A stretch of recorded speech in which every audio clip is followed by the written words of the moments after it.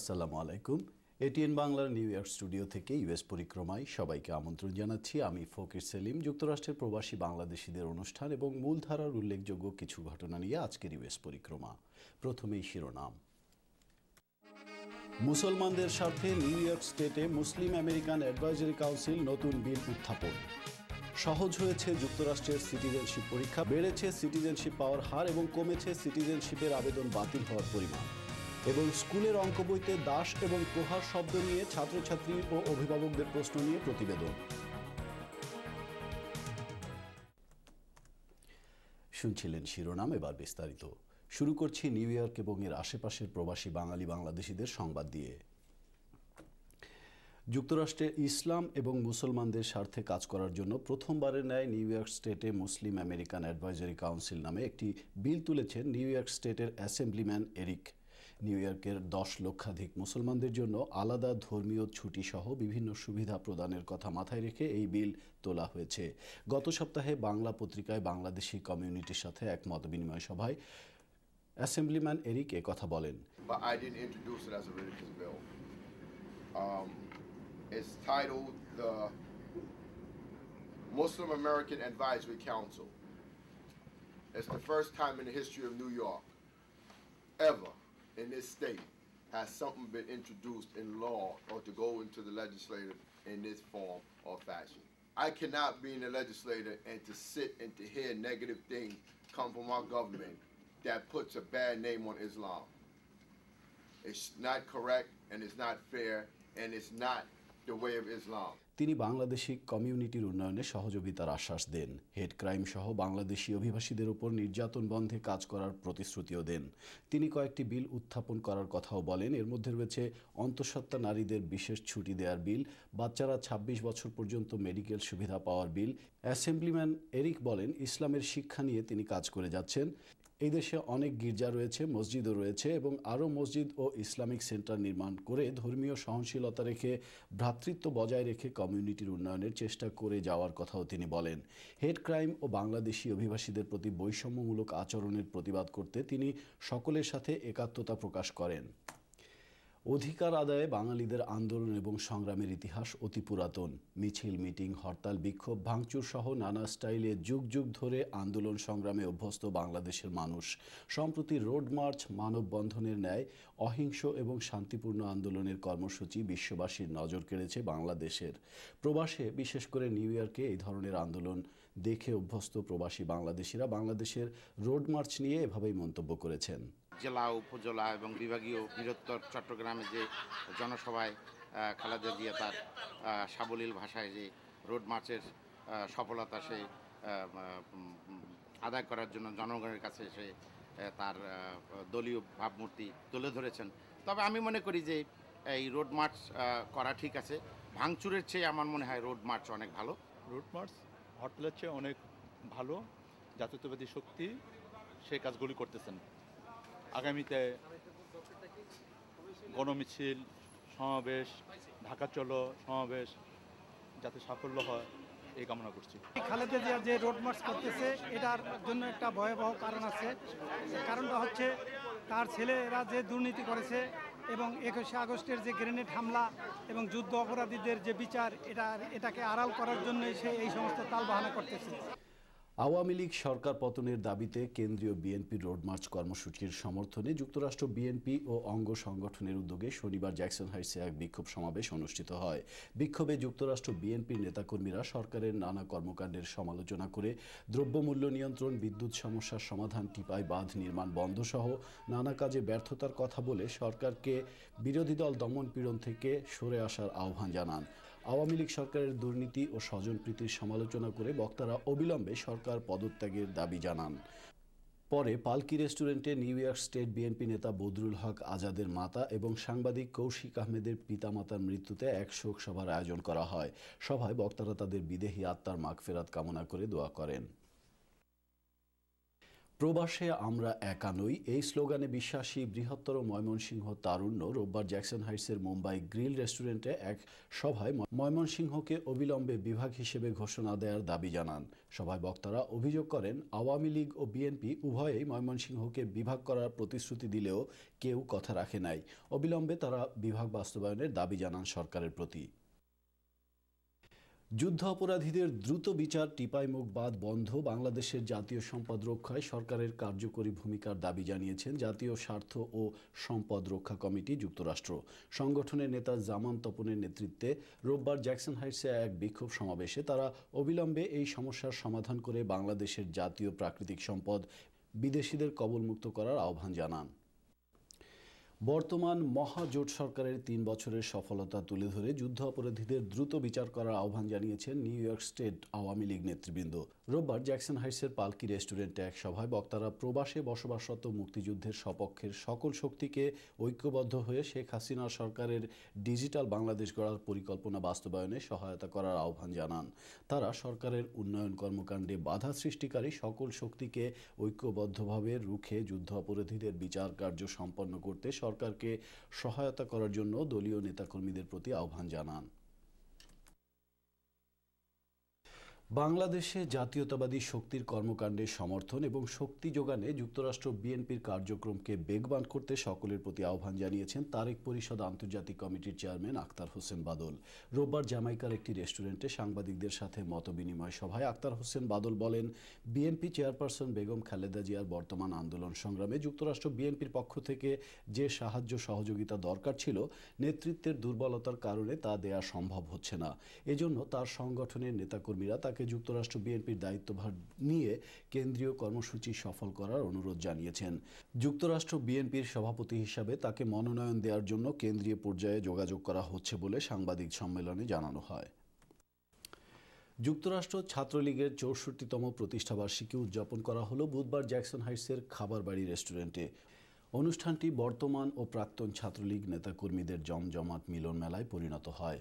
কমিটির সভাপতি জেড এ জয়ের সভাপতিত্বে এবং সহ সভাপতি ওমর ফারুক রিপনের পরিচালনায় অনুষ্ঠানে প্রধান অতিথি ছিলেন সাবেক ছাত্রনেতা ও যুক্তরাষ্ট্র আওয়ামী লীগের সাংগঠনিক সম্পাদক মহিউদ্দিন দেওয়ান। বিশেষ অতিথি ছিলেন আব্দুল হাসিব মামুন, শাহিন আজমল, কাজী কায়েস, মাহবুবুর রহমান টকু, তৈয়বুর রহমান টনি প্রমুখ। অনুষ্ঠানে বক্তারা স্বাধিকার আন্দোলন ও মুক্তি সংগ্রাম সহ বিভিন্ন আন্দোলন সংগ্রামে ছাত্রলীগের গৌরবোজ্জ্বল ভূমিকার কথা স্মরণ করেন। নিউ ইয়র্ক স্টেট আওয়ামী যুবলীগের কমিটি ঘোষণা উপলক্ষে রোববার ফাতেমা রেস্টুরেন্টে এক আলোচনা সভা অনুষ্ঠিত হয়। সভায় যুবলীগের নেতৃবৃন্দ ঐক্যবদ্ধ হয়ে শেখ হাসিনার ডিজিটাল বাংলাদেশ গড়ার পরিকল্পনা বাস্তবায়নে কাজ করার অঙ্গীকার ব্যক্ত করেন। 10 বছর আগের তুলনায় যুক্তরাষ্ট্রের সিটিজেনশিপ পাওয়া অনেক সহজ হয়েছে। বেড়েছে সিটিজেনশিপ পাওয়ার হার এবং কমেছে সিটিজেনশিপের আবেদন বাতিল হওয়ার পরিমাণ। ইউএসসিআইএস এর সাম্প্রতিক এক রিপোর্টে এই কথা বলা হয়েছে। রিপোর্টে বলা হয়েছে 2000 সালে 31%-এরও বেশি ন্যাচারালাইজেশন অ্যাপ্লিকেশন বাতিল করা হতো। ইন্টারভিউ নেওয়ার পর তাদের ফেল করানো হতো। গত বছর পর্যন্ত অ্যাপ্লিকেশন ডিনায়ালের হার 31% থেকে 8%-এ নেমে এসেছে। কিসের উপর ভিত্তি করে সিটিজেনশিপ দেয়া বা বাতিল করা হয় কর্তৃপক্ষ তা না জানালেও 10 বছর আগের আবেদনপত্রের নথি থেকে জানা যায় সাধারণভাবে আবেদনকারীর শিক্ষার হার, ইংরেজি জানা, যুক্তরাষ্ট্রের ইতিহাস, ভৌগোলিক অবস্থান, নাগরিক অধিকার সম্পর্কে জানা এবং স্পষ্ট ব্যাকগ্রাউন্ডের ভিত্তিতেই সিটিজেনশিপ দেয়া হয়। ইউএসসিআইএস থেকে সিটিজেনশিপ আবেদনকারীদেরকে দেয়া হয় 100টি প্রশ্নের বই এবং তা থেকে প্রস্তুতি নিয়েই ইন্টারভিউ দেয় সিটিজেনশিপের আবেদনকারীরা। ইন্টারভিউয়ের সময় করা 10টি প্রশ্নের মধ্যে 6টির উত্তর দিতে পারলেই সিটিজেনশিপে পাশ করানো হয়। Before we begin the interview, I'll need to place you under oath. Please raise your right hand. Do you swear or affirm that the statements you will give today will be the truth, the whole truth, and nothing but the truth? I do. Thank you. Please. আগের তুলনায় বর্তমানে প্রশ্ন করার ক্ষেত্রে বাক্য ও শব্দ ব্যবহার সহজ করা হয়েছে। আগে যেখানে বড় বড় বাক্যে প্রশ্ন করা হতো, এখন সেখানে ইয়েস নো উত্তর দেওয়ার মতো প্রশ্ন করা হয়। তৈলাক্ত বাঁশ বেয়ে বানরের ওপরে ওঠা এবং নেমে যাওয়া নিয়ে যাদবচন্দ্রের পাটিগণিত শিখে যুগ যুগ ধরে বাঙালিরা অঙ্কে পারদর্শী হয়েছেন। বানর নিয়ে কেউ কখনো প্রশ্ন করেননি, কিন্তু যুক্তরাষ্ট্রের আটলান্টায় এর অঙ্কে দাস এবং প্রহার শব্দ দুটি থাকায় ছাত্রছাত্রী এবং অভিভাবকরা প্রশ্ন তুলেছেন, অঙ্ক শিখতে কেন এই শব্দ? বিস্তারিত দেখুন ডেস্ক রিপোর্টে। আটলান্টার গিউনেট কাউন্টির স্কুলগামী বাচ্চাদের পিতামাতারা ক্ষেপে রয়েছেন। 3rd গ্রেডের অঙ্ক শেখাতে দাসত্ব এবং প্রহার শব্দ ব্যবহারের প্রতিবাদ করেছেন তারা। বিভার রিজ এলিমেন্টারি স্কুলের হোমওয়ার্কের একটি ছিল, প্রতি গাছে 56টি কমলা রয়েছে, যদি 8 জন স্লেভ সেগুলি সমানভাবে পারে তবে প্রতিজন স্লেভ কতটি করে কমলা পারবে। দ্বিতীয় অঙ্কটি ছিল, ফ্রেডরিক দৈনিক 2 বার প্রহারের শিকার হয়, 1 সপ্তাহে এবং 2 সপ্তাহে সে কতবার প্রহারের শিকার হয়। বাচ্চাকে এই অঙ্ক শেখাতে গিয়ে বাসায় ওই ক্লাসের প্রতিটি বাচ্চার বাবা মায়েরা সন্তানের কাছে বিব্রত হয়েছেন।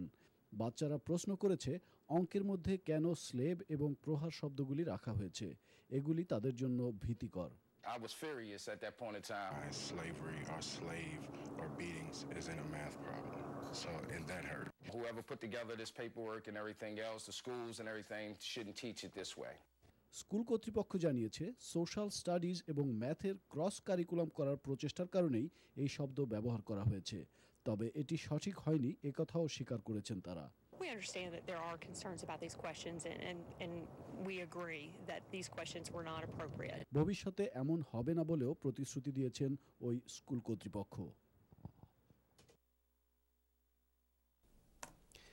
বাংলাদেশ আমেরিকান ন্যাশনাল ডেমোক্রেটিক সোসাইটির কর্মকর্তারা 4 জানুয়ারি গভর্নর অ্যান্ড্রু কিউমের State of the State address শুনতে আলবেনিতে যান।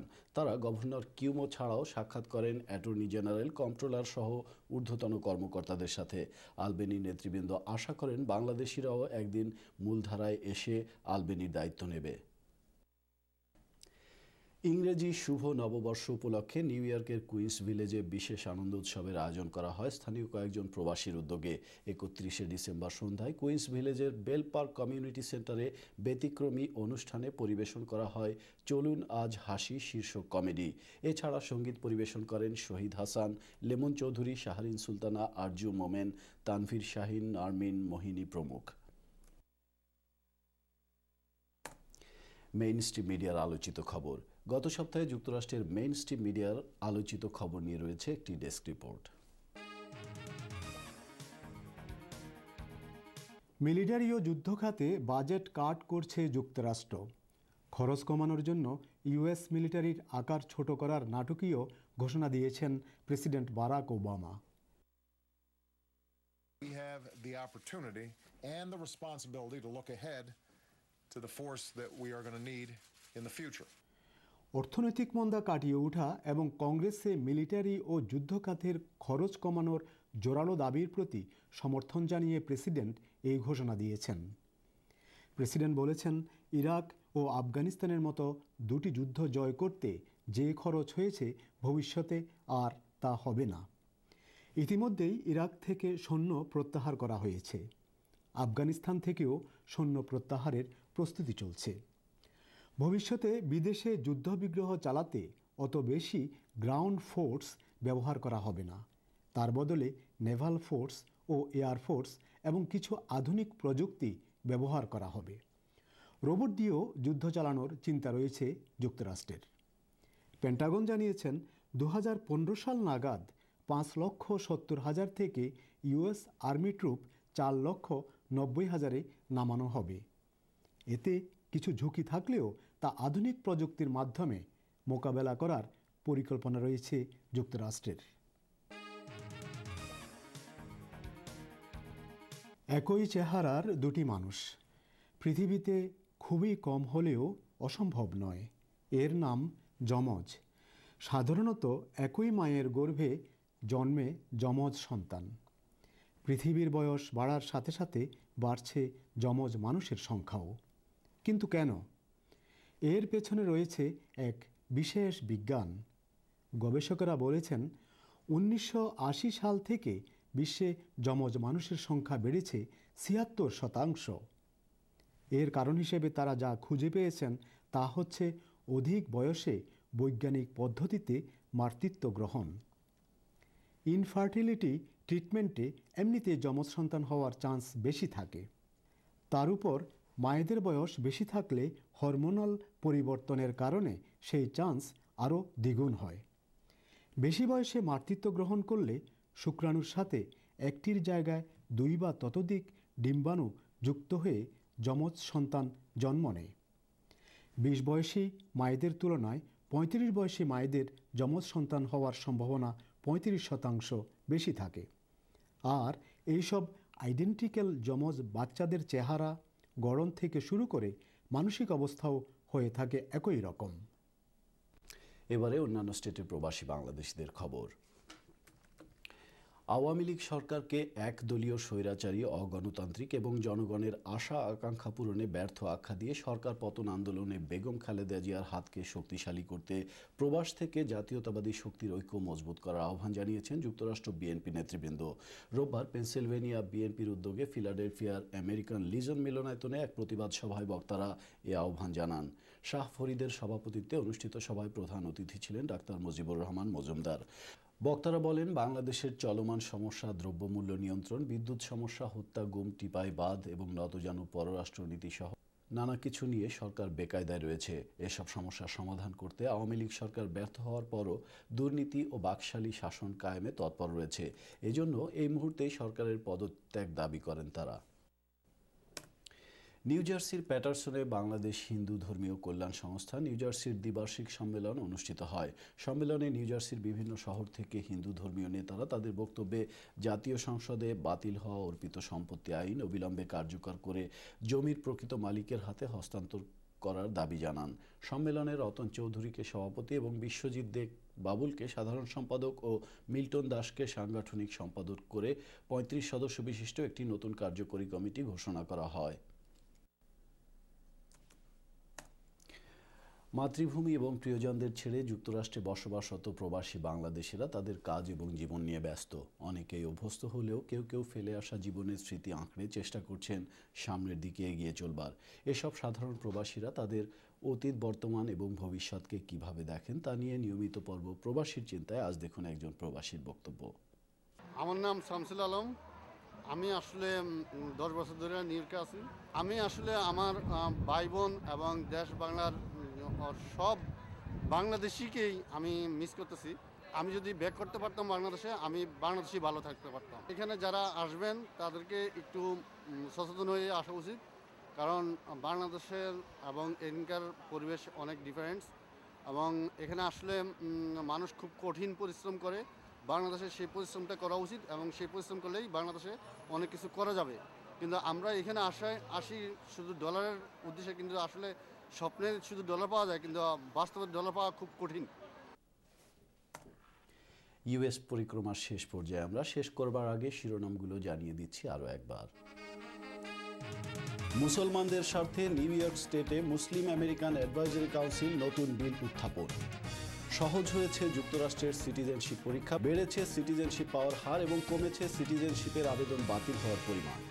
এবং স্কুলের অঙ্ক বইতে দাস এবং প্রহার শব্দ নিয়ে ছাত্রছাত্রী ও অভিভাবকদের প্রশ্ন নিয়ে প্রতিবেদন। প্রিয় দর্শক, ইউএস পরিক্রমা আজ এ পর্যন্ত। ইউএস পরিক্রমা নিয়ে কোনো মতামত বা আপনার এলাকার সংবাদ জানাতে ইমেল করুন uspodikroma@gmail.com। ATN Bangla new York studio থেকে বিদায় নিচ্ছি আমি ফকির সেলিম। আগামী সপ্তাহের ইউএস পরিক্রমা দেখার আমন্ত্রণ রইল। সে পর্যন্ত সবাই ভালো থাকবেন।